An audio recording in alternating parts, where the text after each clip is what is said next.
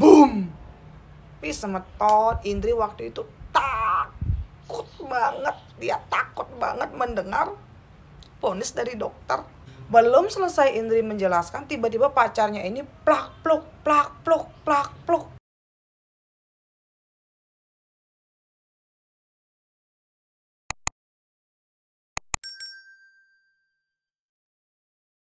Semeton kumpul ya, ngerti jadi dinijak saya. Jadi sebelum kita lanjut ke cerita, kalau di sepanjang video ini semeton mendengar suara-suara yang sedikit mengganggu, tolong diabaikan dan tolong dimaklumi semeton ya. Jadi narasumber saya hari ini kita sebut saja namanya Indri. Ketika itu Indri sudah bekerja di kota Denpasar di salah satu mall yang lumayan terkenal di daerah sana. Indri ini bekerja menjadi seorang SPG susu dan dia sudah bekerja di mall ini kurang lebih selama 1 tahun. Uang makan, uang bensin, dan juga bonus juga gaji pokoknya Indri ini lumayan besar di tahun itu semeton. Nah saat itu Indri ngekos sendiri dan sedang mencicil sepeda motor Scoopy di masa itu. Ini tuh sepeda motor Scoopy turunan pertama tuh loh semeton. Nah masa-masa yang dilalui oleh Indri bekerja di kota Denpasar ini sangat damai, aman, sejahtera, sentosa.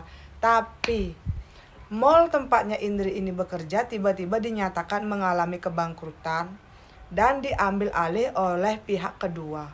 Dan otomatis sistem kerjanya Indri dari sistem gaji, bonus, dan lain sebagainya itu diperbaharui dan dipermak sehingga Indri ini gajinya itu bisa dipotong sebesar 20% dari awal. Nah di sana Indri mulai merasakan kesusahan finansial semeton. Dia berjualan semakin udu atau kurang dan bonusnya per bulan ini juga otomatis berkurang. Selama 6 bulan Indri bertahan di dalam situasi ekonomi yang gonjang-ganjing, dia pernah sampai di tahap tidak bisa membayar cicilan sepeda motor dan pernah tidak punya uang sama sekali untuk beli makan.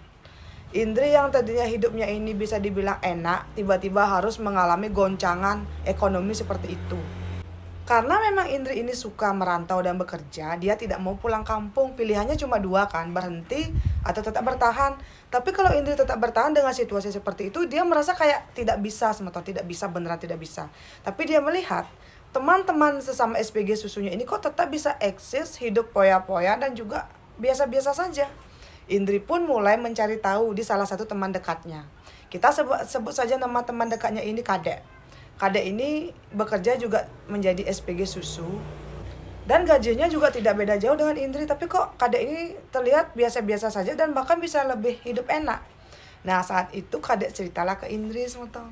Kalau Kadek ini ternyata mengambil pekerjaan sampingan yaitu menjadi wanita panggil.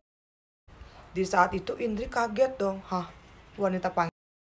Indri mengaku memang waktu itu pernah punya pacar 2 kali, tapi dia tidak menyangka temannya ini akan melakukan hal senekat itu. Dan menurut Indri waktu itu dia masih disegel atau virgin. Makanya Indri mendengar perkataan dari temannya ini kayak, kok gitu? Nah Indri waktu itu yang memang belum terkontaminasi dengan dunia-dunia seperti itu, dia tuh kayak saya tidak mau.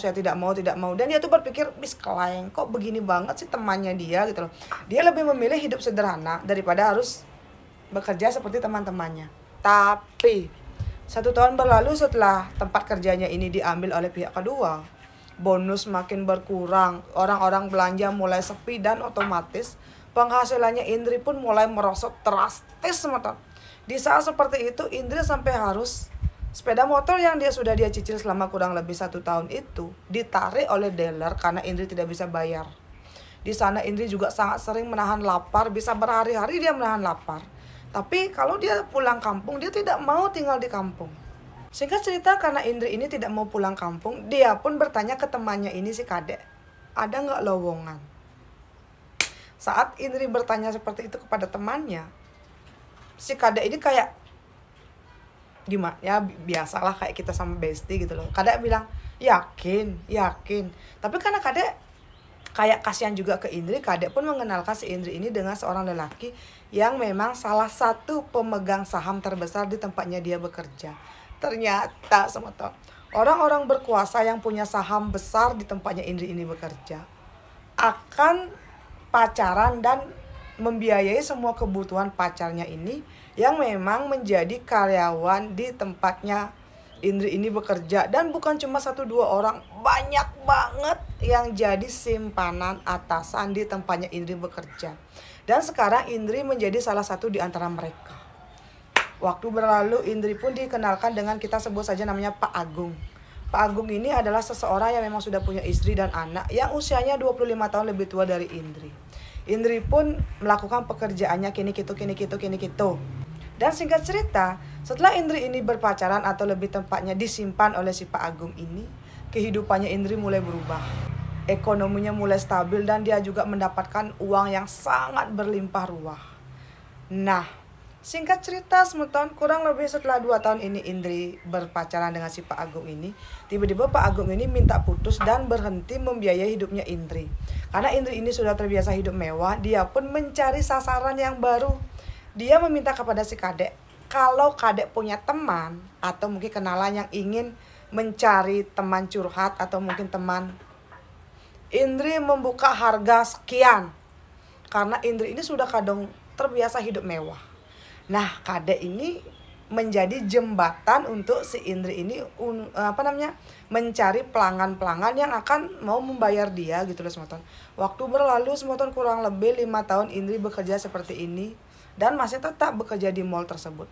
Saat itu Indri sudah punya sepeda motor sendiri. Di zamannya Indri bekerja, kalau ada orang yang merantau ke Gumine Badung bisa membeli sepeda motor, itu adalah sebuah kesuksesan dan kebanggaan tersendiri di zaman itu, di masa itu. Nah, waktu itu Indri punyalah pacar. Pacarnya ini berasal dari desa Kintamani. Pacarnya ini waktu Indri baru-baru pacaran, baik banget, romantis banget. Tapi tahu nggak semetong? Suatu hari Indri ini kan sudah berpacaran kurang lebih selama 1 tahun dengan si cowok yang dari Kintamani ini. Indri lupalah menghapus history chatnya dia dengan pelanggan-pelanggannya. Dan dibacalah oleh si pacarnya ini. Di dalam kamar kos, Indri berpikir, oh mungkin kalau dia berbicara kayak baik-baik kepada pacarnya, pasti pacarnya mau memaafkan gitu. Indri pun mengakui kalau gini. Tapi Indri cuma mengaku menemani pelanggan-pelanggannya ini makan malam saja dan tidak melakukan hubungan penanaman jagung. Belum selesai Indri menjelaskan, tiba-tiba pacarnya ini plak pluk. Indri ini dipukuli oleh pacarnya sampai bibir bagian kanannya ini robek semeton. Saat itu Indri yang kayak tidak siap menerima kenyataan kalau cowok yang dia pacari ini ternyata suka KDRT, dia cuma diam dan tidak bisa melawan. Setelah itu, setelah si cowok ini puas memukuli Indri, si cowok ini pulang ke Kintamani dan meninggalkan Indri di kosannya semeton. Saat Indri ini tersadar kalau pacarnya sudah pergi, Indri langsung menutup pintu kosnya dan mengunci pintu kosnya dari dalam. Dia menangis, dia merasa sangat takut, kaget, syok dan kayak boom. Kok seperti ini ternyata pacar yang dia pacari selama kurang lebih 1 tahun. Selama ini pacarnya ini benar-benar sayang dan juga sangat memberikan apa yang selalu Indri minta. Tapi kok tiba-tiba seperti ini semeton? Indri malah dengan bodohnya tidak berani menceritakan kejadian KDRT ini kepada siapapun karena dia merasa sangat takut dan juga sangat trauma semeton. Setelah kejadian ini semeton, Indri berusaha untuk berpisah dari pacarnya ini. Tapi setiap Indri minta putus, pacarnya ini akan melalui ke tempat kosnya Indri dan meminta maaf dan berjanji tidak akan mengulangi ini lagi. Karena Indri memang masih mencintai pacarnya, dia memaafkan berkali-kali dan berkali-kali juga. Setiap mereka berantem, pacarnya ini mulai sangat sering melakukan KDRT kepada Indri. Dan sampai pernah suatu ketika, mereka ini kan kayak beli makan ke sebuah senggol yang ada di daerah Batu Bulan. Mereka ini makan. Indri ini kayak ketahuan lah sedang ditelepon oleh salah satu pelanggannya. Di sana cowoknya marah, mengambil HP-nya Indri, kemudian dibanting dan Indri di sana dipukuli. Mungkin karena senggol ini rame banget, jadi orang-orang kan melihat nih kalau si Indri ini dipukuli. Ada salah satu yang lapor ke Satpam dan kemudian dibawa ke kantor polisi. Pacarnya Indri ini dipenjara selama kurang lebih 6 bulan karena waktu itu Indri dipukuli benar-benar parah semeton. Sampai Indri bilang kasusnya ini sempat masuk kalau tidak salah Bali Pos atau apa yang di koran tuh loh semeton. Dan memang wajahnya Indri ini dan identitasnya disamarkan di berita tersebut. Sampai seheboh dan spiral itu di zaman itu. Wih semeton. Akhirnya namanya Indri pun tersebar luas dong di kalangan teman-temannya kalau dia itu di KDRT. Indri pun merasa malu dan berhenti bekerja di mall tersebut dan tetap menjalani aktivitasnya sebagai cewek. Singkat cerita, saat Indri ini sudah putus dengan si pacarnya yang dari Kintamani ini, Indri mulai terlena. Dia mulai siapapun yang membooking dia terima asalkan mau dibayar mahal. Suatu hari Indri pernahlah ketemu dengan salah satu pelanggan. Nah, pelanggannya ini adalah sopir guide. Dia itu berumur kurang lebih mungkin sekitar 45 tahun.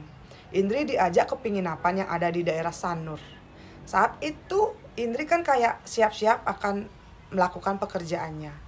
Ketika pertempuran terjadi, Indri merasa semeton area gua Pokemonnya ini benar-benar sakit dan dia merasa seperti ada cairan yang keluar dari area gua Pokemonnya. Waktu itu lampu memang dimatikan. Indri meronta-ronta bilang sambil menangis, sakit, tolong berhenti. Tapi pelanggannya ini tidak mau berhenti sampai kurang lebih 1 jam itu berlalu. Setelah mereka selesai, pelanggannya ini langsung meninggalkan Indri. Dia mandi kemudian melemparkan amplop yang berisi uang sesuai dengan harga yang sudah mereka sepakati dan meninggalkan Indri di sana. Ketika Indri terbangun, dia kan ke kamar mandi. Dia melihat semeton ternyata area dalam gua Pokemonnya ini sudah sobek.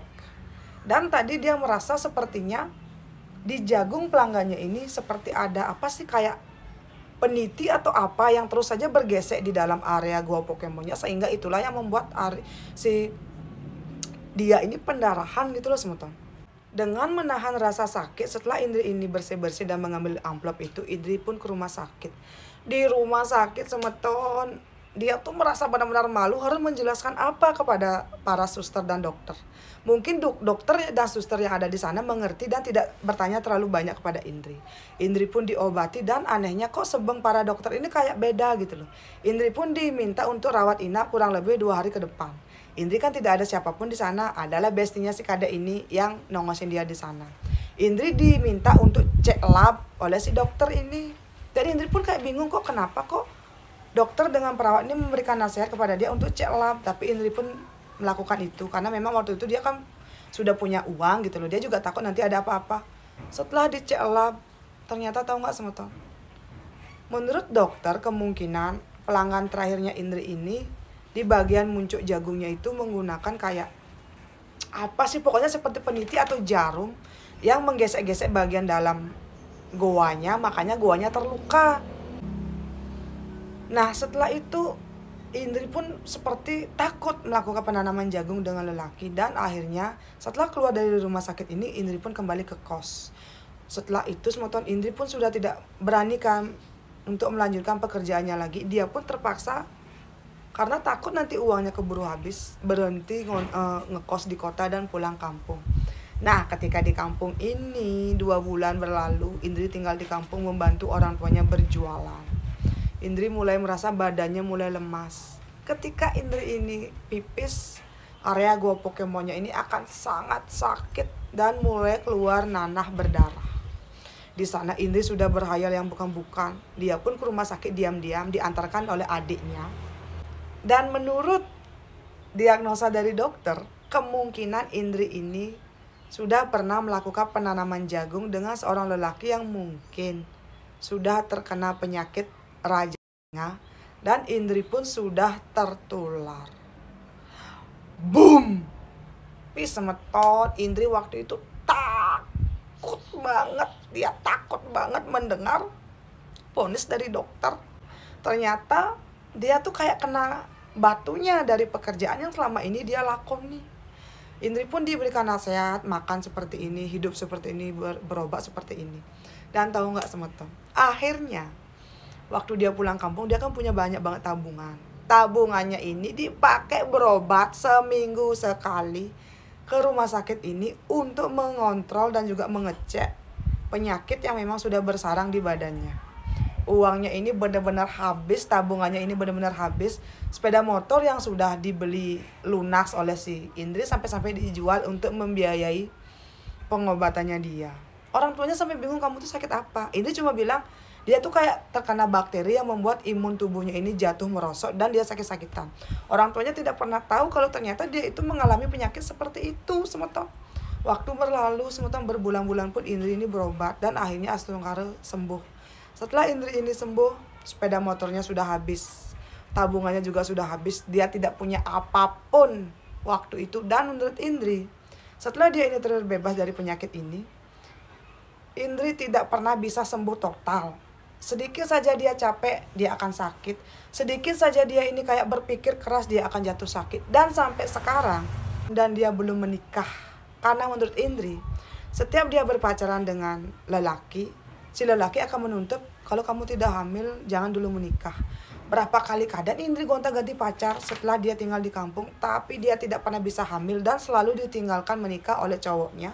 Karena cowoknya ini ternyata punya simpanan lain dan simpanannya inilah yang duluan hamil. Nah, ternyata semeton Indri juga bilang ya, sampai detik ini, kalau Indri ini tidak minum air putih secukupnya, atau dia mungkin akan makan makanan yang terlalu pedas atau terlalu banyak bumbunya, Indri akan merasakan sakit di sisian bagian kiri atau bagian kanan. Dan sampai detik ini masih dirasakan oleh Indri semeton. Orang tuanya Indri selalu meminta, Indri kenapa tidak menikah, umurmu sudah 37 tahun. Dan Indri juga tidak tahu kenapa sampai sekarang dia belum bertemu dengan jodohnya. Dan Indri juga merasa takut kalau nanti calon suaminya tahu kalau Indri ini sampai sekarang masih merasakan efek samping dari penyakit rajas yang dia dapatkan dari kemungkinan pelanggan terakhir ini. Dia takut nanti calon suaminya ini mungkin tidak akan mau menerima dia. Dan dia pun memilih untuk tidak dulu menikah dan hanya menjalani hari-harinya menjadi seorang bajang tua di kampung sambil merawat ibu dan bapaknya. Ini adalah cerita dari Indri, seorang mantan pekerja di daerah Denpasar yang sekarang sudah kena batunya dan bertobat. Bagaimana menurut semeton? Memang si kisah ini terdengar tuh kayak gantung karena endingnya Indri malah tidak bahagia kan. Tapi ini adalah cerita perjalanan hidupnya si Indri, yang Indri tuh ingin membagikan kepada kalian melalui saya. Dan coba semeton berkomentar, bagaimana menurut semeton? Apa yang harus dilakukan Indri agar hidupnya bisa membaik lagi? Dan apakah menurut semeton Indri ini salah atau bagaimana? Silakan kalian berkomentar, karena Indri pasti akan membaca semua komentar kalian. Di akhir cerita, Indri nulis seperti ini di DM semeton. Waktu muda dia mengejar harta dan menghalalkan segala cara termasuk badannya. Tapi sekarang semenjak usianya sudah matang, dia mulai susah mendapatkan pasangan hidup dan dia baru menyesal. Dia benar-benar menyesal kenapa dulu dia melakukan hal seperti itu yang sampai berimbas ketika sekarang dia sudah dewasa. Dan Indri juga tidak tahu semeton apa penyebab setiap dia kurang minum air putih, kurang makan yang bersih, makan yang sehat, sisi A-nya ini sebelah kiri atau sebelah kanan akan merasa sakit. Dan ini juga bilang, karena dia tidak punya cukup uang, makanya dia tidak pernah lagi memeriksakan badannya ini ke dokter. Tamat.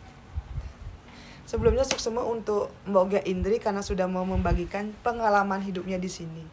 Dan semoga saya dan juga semeton bisa mengambil pelajaran positif dari ceritanya Mbok Indri ini. Silakan untuk kalian yang mau berkomentar, silakan berkomentar. Yang belum like, silakan like dan juga jangan lupa di subscribe. Buat kalian jangan lupa hidupin lonceng notifikasinya karena saya akan lebih rajin ke depannya membagikan cerita-cerita yang masuk entah dari DM Instagram ataupun DM TikTok. Sampai ketemu ya semeton di video saya selanjutnya. Dadah.